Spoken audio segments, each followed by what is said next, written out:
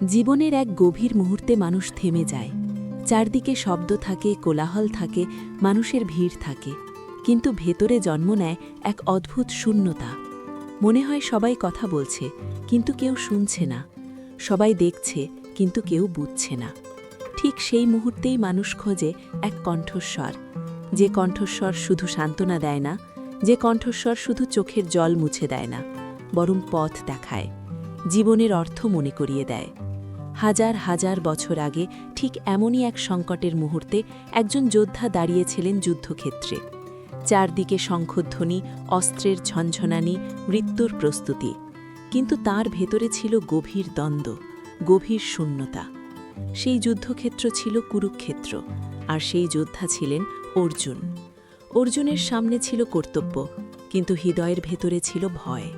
নিজের মানুষদের বিরুদ্ধে অস্ত্র তোলার ভয়, হারানোর ভয়, পাপের ভয়, অর্থহীন হয়ে যাওয়ার ভয়।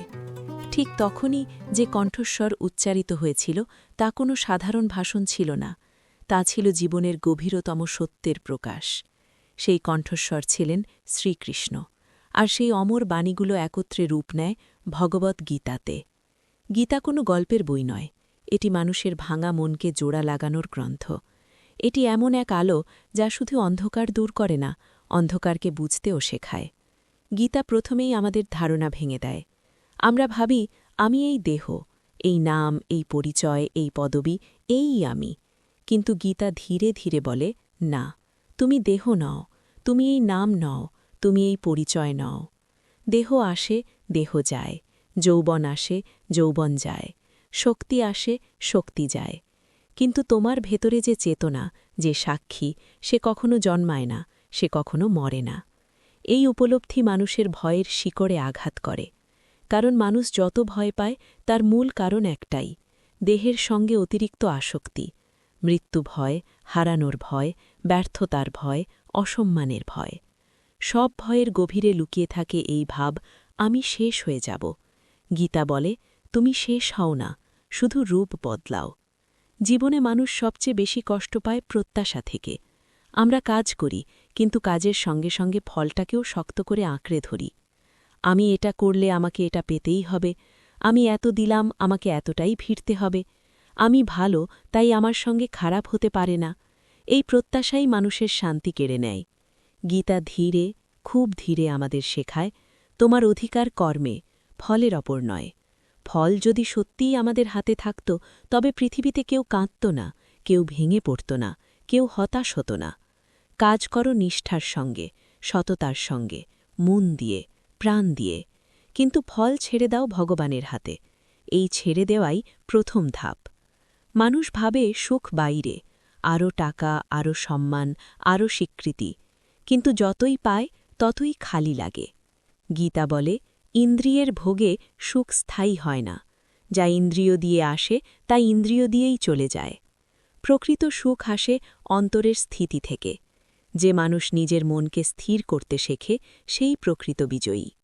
মনই মানুষের সবচেয়ে বড় বন্ধু, আবার মনই মানুষের সবচেয়ে বড় শত্রু।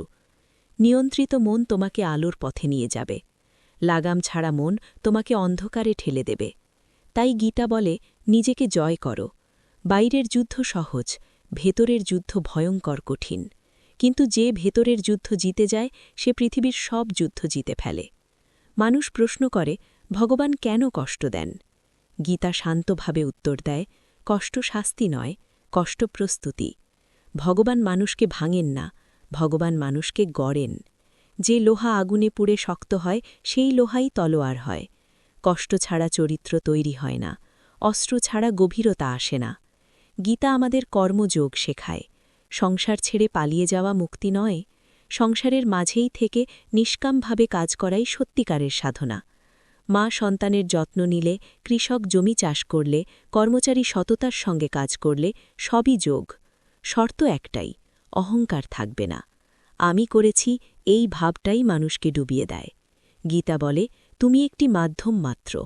প্রকৃতি কাজ করায়, ভগবান শক্তি দেন।